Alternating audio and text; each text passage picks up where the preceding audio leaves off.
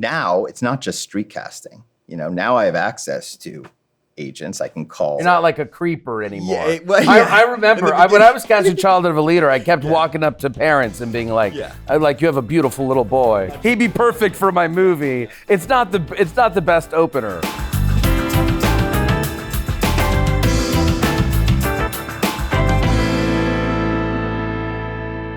All right, so Anora is one of my favorite movies of the year, and I really mean it. Well, and I think the movie's extraordinary, and on a technical level, I think the performances are unbelievable. I think the editing is amazing. I think the sound editorial and the dialogue editing is fantastic.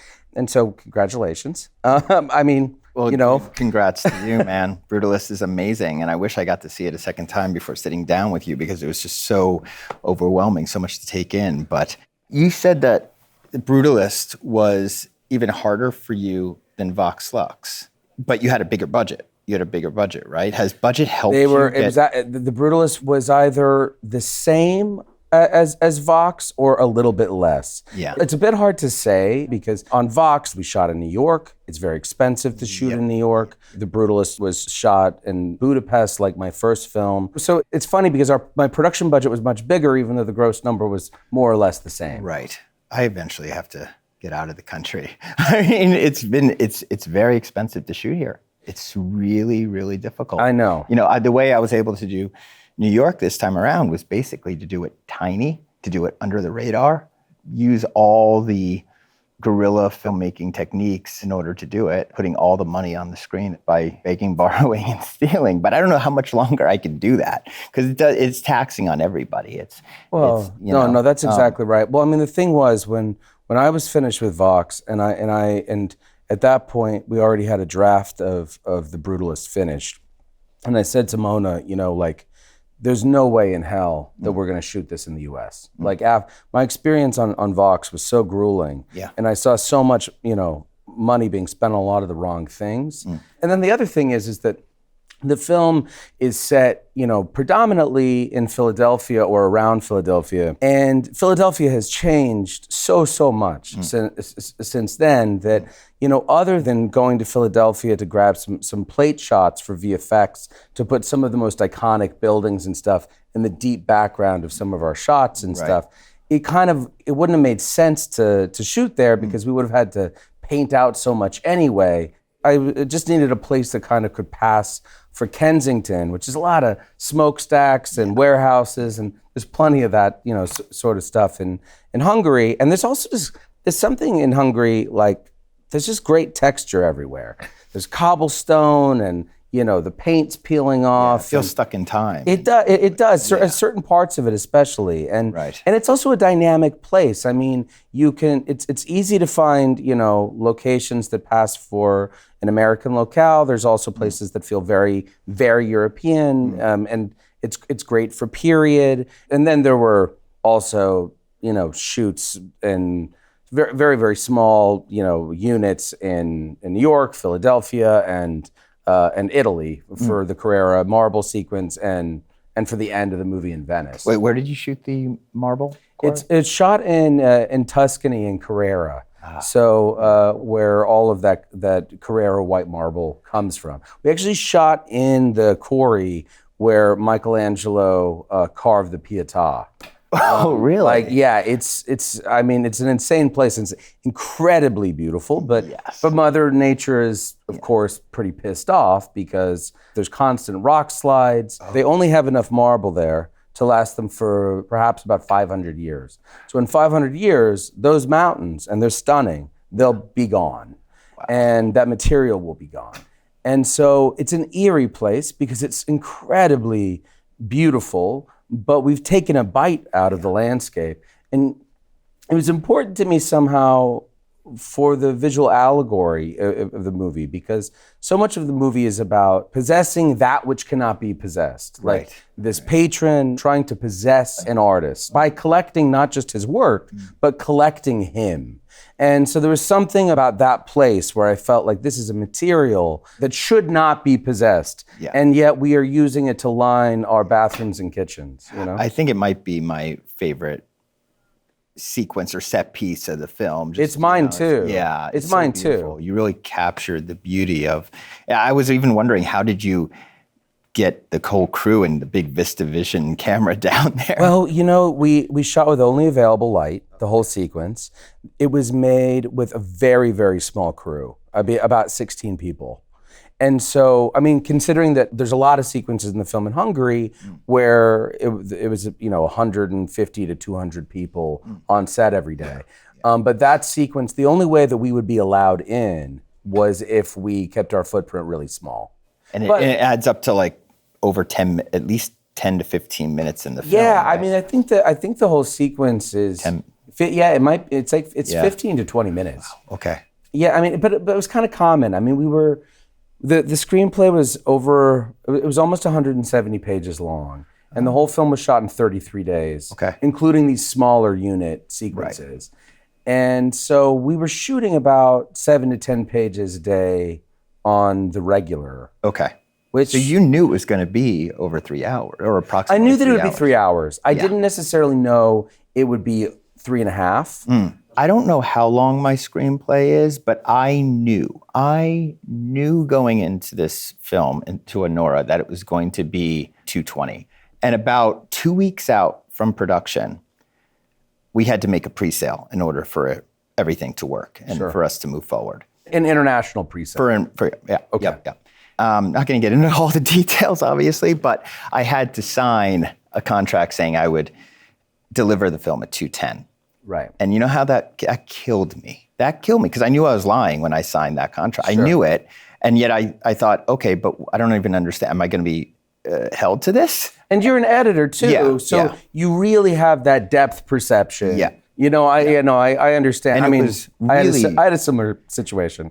It's not cool. And because I lived with that stress for over a year. Yeah. And when I got to the point where it was 2 hours long and I knew there's no way I'm wrapping this film up in 10 minutes, that was when I was like, what am I going to do at this point? Sure. And they were just like, oh, well, just make a good movie. And if it's good enough, no one will complain. By what metric? Yeah. And based on who's that's subjective never opinion. Again. Never, ever again. I would rather not make that film than have to deal with the stress. Listen, I couldn't be more sympathetic because I also sort of had this sort of Damocles hanging over my head for the better part of a year, if not longer, in post-production. And it was very, very difficult. Yeah. It's a lot of sleepless nights. Yeah. And the other thing is that you want to be focused on just making the best film possible. Right. Exactly. And then unfortunately, you're constantly on the phone, having to step out of your mix, your grade, all of the things that actually, that you have to step away from making the movie to have conversations about runtime. And I just found it to be so, old-fashioned. I was like, why are we still having this conversation about runtime in the age of streaming? Yeah. When people are binge Most people watching are going to be 5 or 6 hours. Yes, of exactly. And a movie's over 2 hours, and it's like the number one topic of discussion in post-production. And the one maybe good thing that has come, I don't mean to be too disparaging, but from streaming and episodic TV is that audiences have become used to being with their characters a little bit more. It doesn't maybe totally equate to, a character development, but I think they're just used to living with characters a little bit longer. So therefore, feature films have now almost become a little bit longer to satisfy that with audiences. And I don't think there's anything wrong with that. I know that Alfred Hitchcock has that quote. It's like the running length of a film should be in direct relation to the size of your bladder or something like that. Right. Well, look, I'm hitting the restroom anyway at 80 minutes at my age. Yeah. So I'm going to go one time anyway during a movie. It doesn't matter. And so I just wish that wasn't such a talking point. I wish that didn't have to. Listen, I think what's so strange about it is that, like with the novel, a novel can be as long as a novel needs to be. Yeah. I just think it's because years ago, the issue was that an exhibitor wanted to do at least 5 shows a day, 5 screenings, right? Yeah. Which I understand. But now that, we're working so hard to get viewers to get off their couch and go to the cinema anyway, from my perspective, it was like, shouldn't we do 3 sold out shows a day as opposed to 5 screenings a day that are half full? And, what's the problem with that? And then the last thing I want to say on the issue of runtime is that I don't understand why, when folks are wearing tights and a cape, it's okay for it to be 3 hours long. And yet when you're making, a drama about adults for adults, by adults, that it's like, well, you have to mop this all up in 90 minutes. Yes. And 90 minutes is like, it's not that much time to really settle in with. It's almost too little time. It can be. Yeah. It can be. I just think it's the wrong conversation to be having, and it's frustrating that it's so standard to include that in a director's contract about delivering it under a certain runtime. So to wrap up that story, I delivered and not a peep. I got pushback from another company about it, but not the distributor I signed the contract with, which was just like, oh, of course. У тебя очень сильные большие проблемы, братан. У тебя будут большие проблемы, если сейчас нахуй ногу из моего дома. Vanya, what the fuck is going on? Подожди, этот marriage license.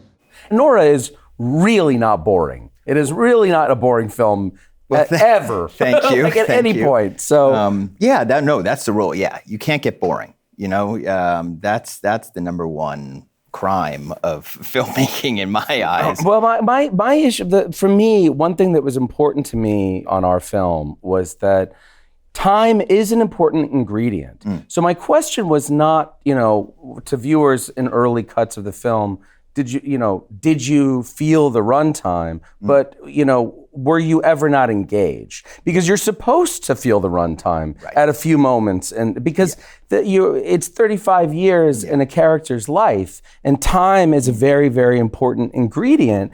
And any time that I would ever try to pull something out, suddenly things would feel really kind of rushed.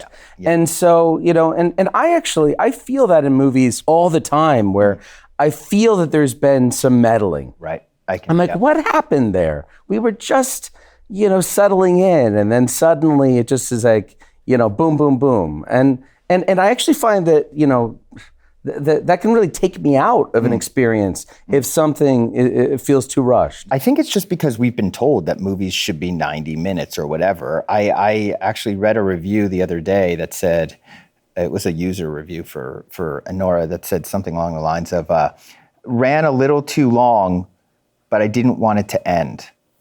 Yeah, what? Does that make any sense? Yeah. But anyway. There's this kind of strange thing that I find sometimes with reactions from, a general audience, where I feel like, a lot of the rhetoric that they're, citing seems to be very corporate in a way, where people are talking about, film's box office receipts versus whether or not it was a great movie. And I find that really strange, when I was growing up, I didn't know how much or how little something was making at the box office. And it was irrelevant. And I didn't see, there are many films I've loved over the course of my life that were not, big hits, that were very culturally impactful movies that have stood, the test of time. So I find that to be really, really strange. And me too. It's quite capitalist. It's like, it's hooray for let's cheer for the big box office win, and let's shame the bomb. Yeah, let's shame the bomb. I love big tentpole movies. I really, really do. Yeah, me too. And I love art house films. And I think that art house films are frequently guilty of being as algorithmic in a way as many, many tentpole films are. That's true. And they can be if you're on a jury at a film festival, you can see, 20 films in a row that sometimes are a little bit too similar. Yeah. I think it's important that we really kind of, keep alternative cinema, alternative music, alternative literature alive. And I think with the absence of physical media, that's become more and more difficult. Yeah, most definitely. With the oversaturation of media, though, I can't poo-poo it, because it's like it is giving more. There are more voices, right? Agree. And giving people just more choices. I think that's good. But I do feel for younger filmmakers coming up, because I think they have a bigger battle, a harder battle. I mean, I feel like I got in the door just my foot got in the door just as it was slamming shut. Yeah. I feel if I had to navigate the current climate, trying to start off as a first-time filmmaker and have my film get seen, really tough, because there's so much more competition. And when filmmakers ask me like for any advice, I hate giving it because I feel like I haven't really figured out my life. But I do say to them, I'm like, look, I think cream rises, and it might take a while. But if you're making good stuff, you'll eventually get recognized. It may take 20 years, but sure. it'll eventually, and just to keep that persistence, to keep that faith that you're making something good enough to be recognized. Well, I think what's so difficult about the job, and something that even though I grew up on film sets, I performed in television and movies since the age of 7 years old. Yeah. And so, of course, I had a real advantage by the time I was 18. I was going to ask you. And I started making my own projects. But even with all of that preparation and experience, I don't think anything could have prepared me for how difficult the next, decade and change of my life was about to get. Because you're sort of required to be like a broker and a therapist and, a car salesman and a poet and a hustler for sure. Yeah. So and this is something that I was sort of introverted, and I struggled with these aspects of the job that required me to be more extroverted. And I think that, when I speak to young filmmakers, I'm like, what they should really be teaching everyone at film school straight up is just like, they should be educating people on every line item, how much everything costs. Yep. And, and anticipate inflation and what it will cost in 5 years versus while you're in school. Because the problem is, when I first started out and somebody told me, well, we can't afford that. Oh, we can't afford a 6-foot slider. I had no idea how much a 6-foot slider costs. So I said, I guess we can't afford a 6-foot slider. Yeah, I think as independent filmmakers, we have to understand budgeting. We have to understand the finances of filmmaking. Kubrick did. Yeah. I mean, David Lean did. It's absolutely necessary. Of course. Yeah.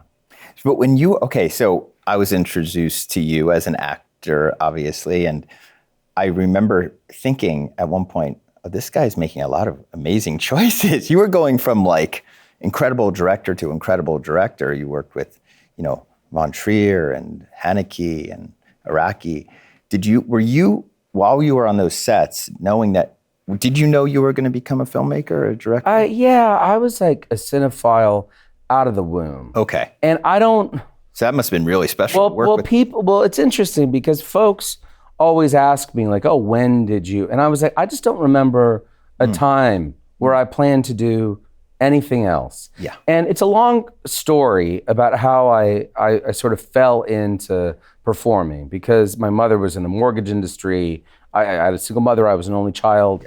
I was living in a very small town that happened to be one of these hubs for national casting calls. And prior to Windows 95 and like the dawn of the internet, there were about 12 to 13, sort of hubs all over the U.S. where if they were looking for, someone to play, young Ethan Hawke in a film or something, they would go to these casting directors that were based in Tallahassee or Dallas, or in my case, in a town called Glenwood Springs with a population of 10,000 folks. Okay. And what was strange is that I grew up with all of these child actors. Like I grew up with a young woman named Hannah Hall, who was a little girl that screams "Run, Forrest, Run" and Forrest Gump, all of these child actors that were from this valley in Colorado. And so it's funny because I didn't have a very Hollywood upbringing because I remained in school and stuff until I was around 12 years old. And so I had a relatively normal childhood, but for me, acting was something that was it was like a, extracurricular activity. It was something I would do occasionally, and sometimes I would travel somewhere for it for a few days, and then, or a month or something, and then I would come home. Okay. And it sort of took on a life of its own. Right. And as soon as it took on a life of its own, and I started actually working quite a bit, everyone starts having these conversations with you very early about, you got to do one for you and one for them. Yep. So I struggled with that a lot because when I was 12 or 13 years old, I had, really just come into my own fully in terms of my taste and sensibility. And when you're that age, that stuff matters a lot, I mean, I loved Fugazi, and I loved, you have these things that, that at that age are really definitive for you of your character. Right. And I really struggled with working on things that were not aligned with my own sensibility. Then, of course, by the time I was in my late teens, I started realizing that I was I just don't think I'm a performer. For a variety of reasons, I felt like I started to feel really fraudulent somehow. I was I can get by and I can do a decent job, for somebody, but I was not very technical. I didn't really enjoy it. I loved making movies. I loved that process, but I was sort of, I the lack of autonomy, I really struggled with, and I kept doing it for several years until finally I was really able to phase it out because I started making my own films when I was about 15, 16 years old. Yeah. Music videos, short films, whatever it was, and I realized when I was setting up Childhood of a Leader, which I didn't end up making until I was 24, that the only way I would get that movie done is if I was only focused on that one thing. Because I now know that this is not a job that you can sort of do part-time. 100%. And I can't creatively juggle. And Me either. And I actually was really struggling right after Florida Project because I was starting to get, just attention from studios or producers who wanted to work and say, let's develop this series as you're prepping for your next film.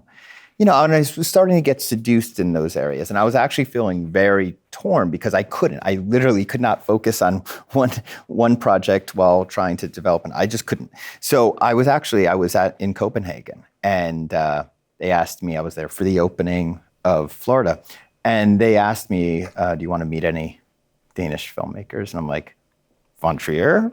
Maybe? Sure. And they're like, yeah, we can make that happen. I'm like, okay. So we end up going over to Zentropa, and he was so nice. He sat down with me, gave me 25 minutes of his time. He didn't know me. He didn't have to do that. He's a beautiful human being. And I asked him, I said, look, I'm having this problem.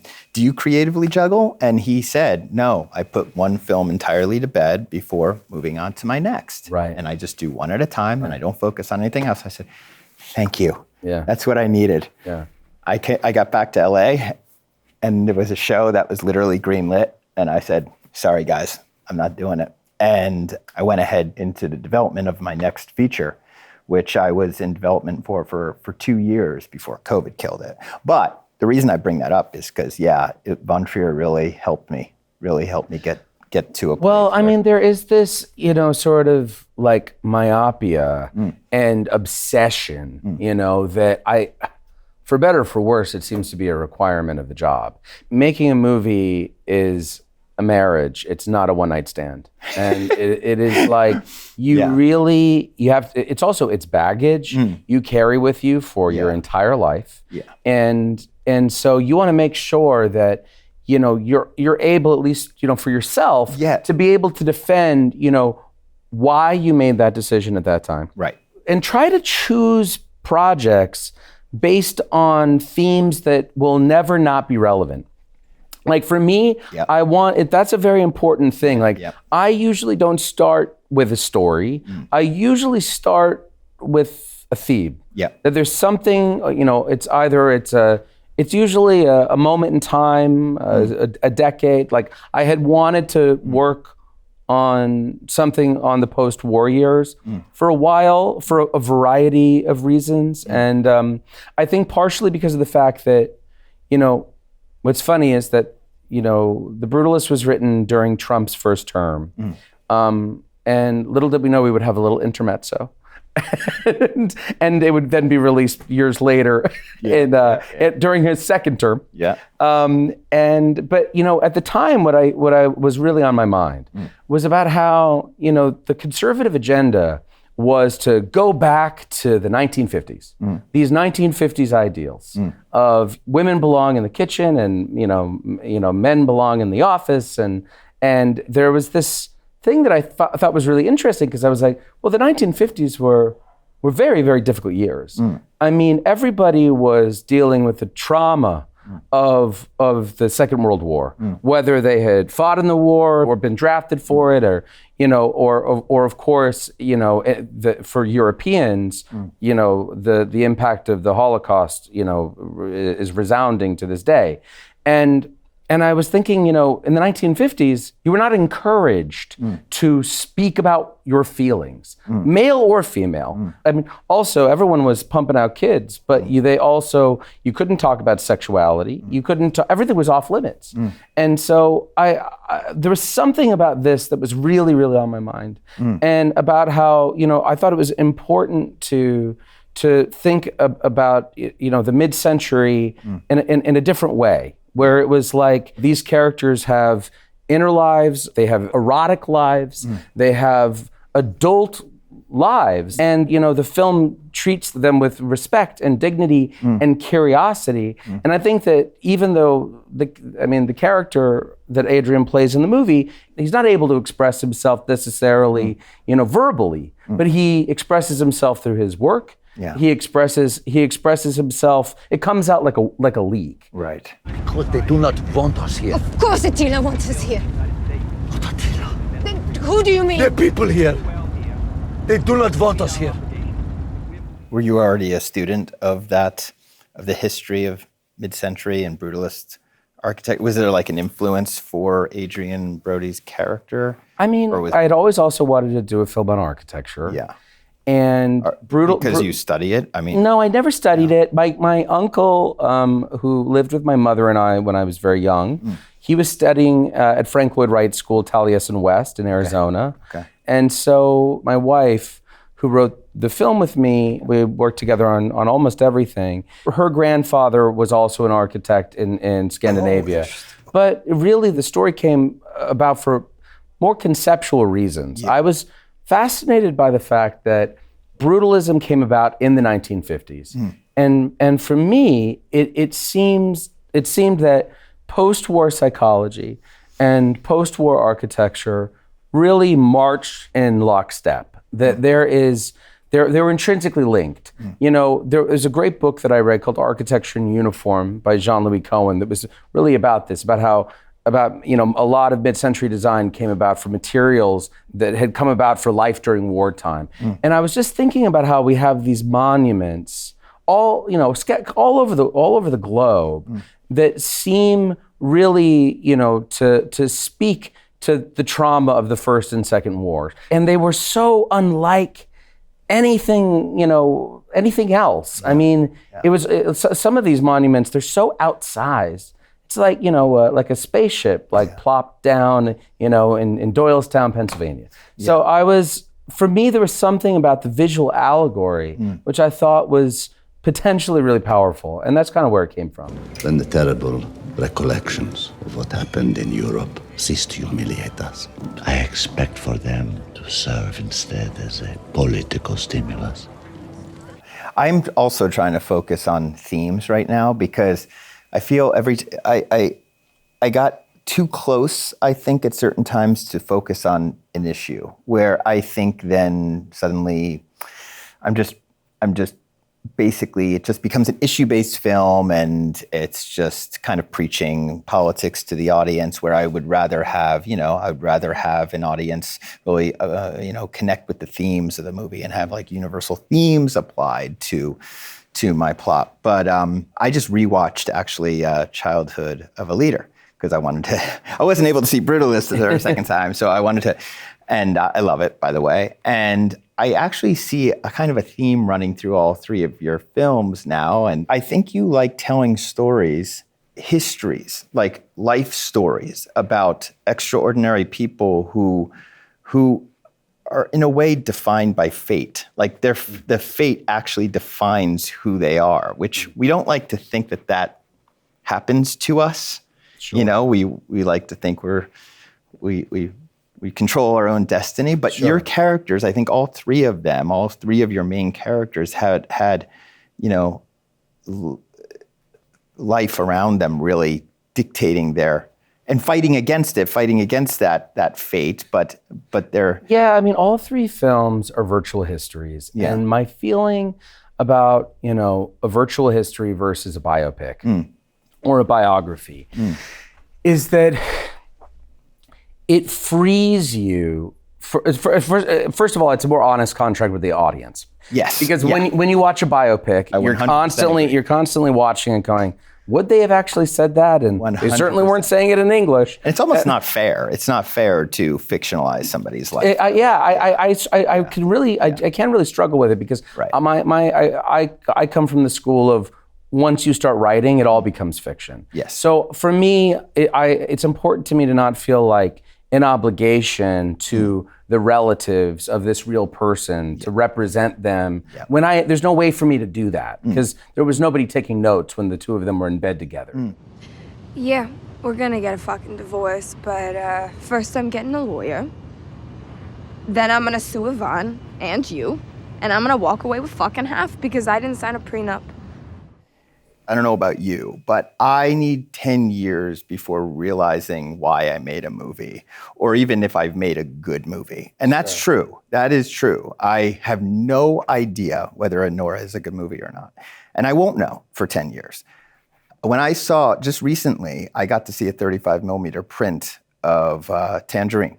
We made one, and I got to show it at the Hammer. A movie I really love, by the way. Oh, thank you. Yeah. I think you'll like it more now because it's iPhone to celluloid. Yeah. It's complete. Which is a beautiful process. It's complete. Like Julian Donkey Boy style. Yeah, beautiful. Exactly, yeah. I've actually done 35 millimeter prints of all my digital films. Oh, great. Because I feel that that's the final finishing touch. Yeah. But I was able to sit in the theater and finally appreciate it and finally be like, okay, I think I made a decent film here. I'm laughing at these jokes. Right. Whereas right now, there's no way. There's I don't know about you, but I'm certainly incapable of judging. Well, I mean, historically, whenever I speak to someone where I say, how's it going? And they're like, it's honestly, it's going really well. It's kind of a bad that's sign. A cringe move. Well, it's cringy. It's like, oh, dude, don't say that. Just say, just keep it to yourself.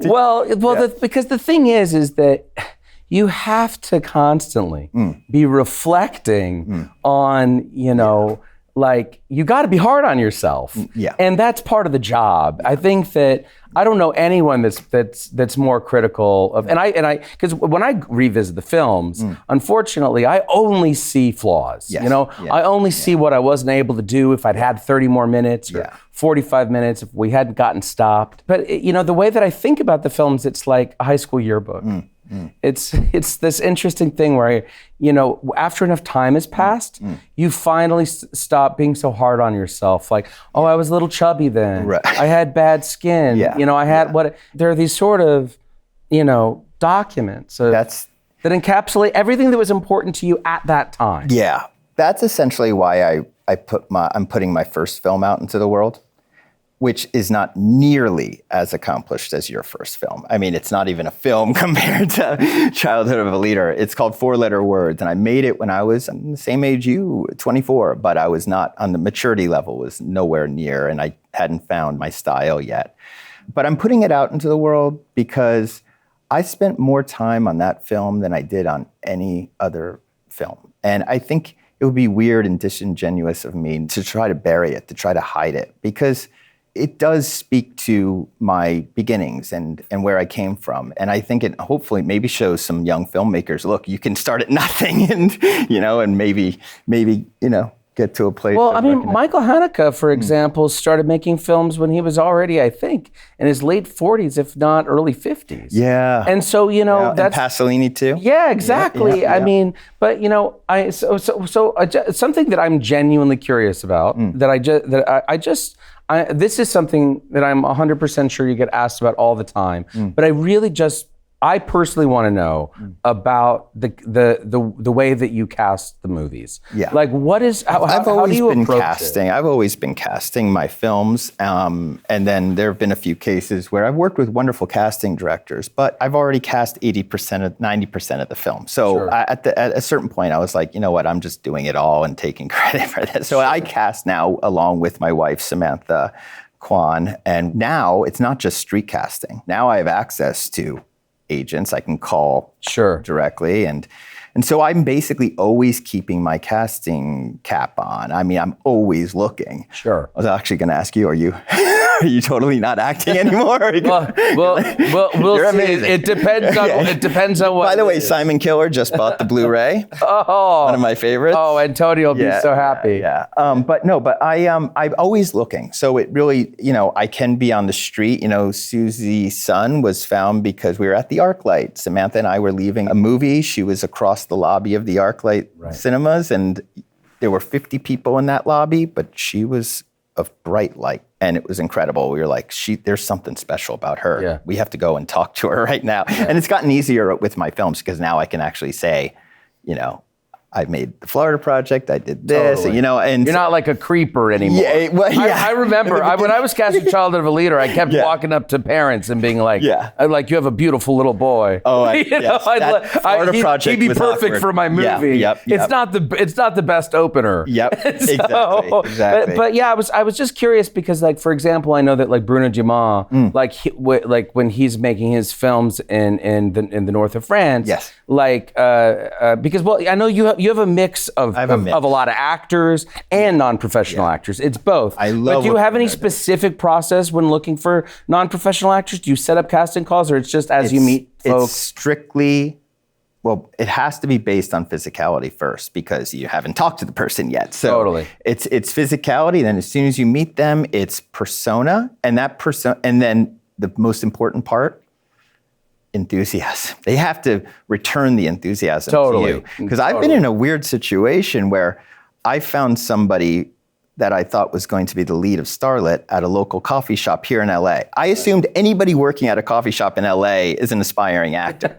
So I go in there and I'm like, I would really like you to audition for this role. I see you as the lead of this movie I want to make. And she was like, okay, well, and take my info. And I did. And we set up her audition, and she didn't come in. And I went back to the shop. I'm like, you missed the audition, but I still really want you, so we'll do another one. Right. Didn't show. And then I realized she didn't give a crap. Yeah, she didn't want to do it. And that would have been hell on earth, because I've been in those situations with like supporting cast where they've just walked away. We have somebody actually in Florida Project that we shot with for a day, and then she disappeared.